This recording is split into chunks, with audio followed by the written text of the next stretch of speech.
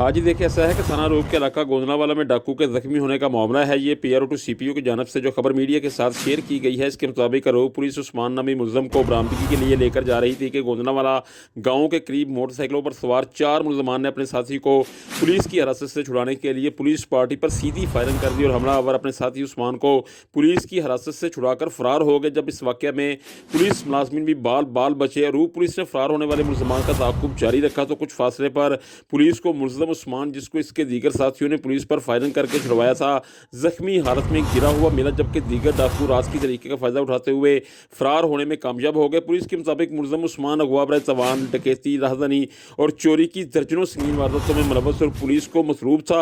गिरफ्तार मुलजम उस्मान साबका रिकॉर्ड याफ्ता है और मुलजम के खिलाफ मुख्तलिफ थानों में मुख्तलिफ दफात के तहत 32 मुकदमा दर्ज हैं। जबकि फरार होने वाले मुलजमान की गिरफ्तारी के लिए पुलिस टीमें तश्कील दे दी गई हैं, जिनको भी जल्द गिरफ्तार कर लिया जाएगा। जी।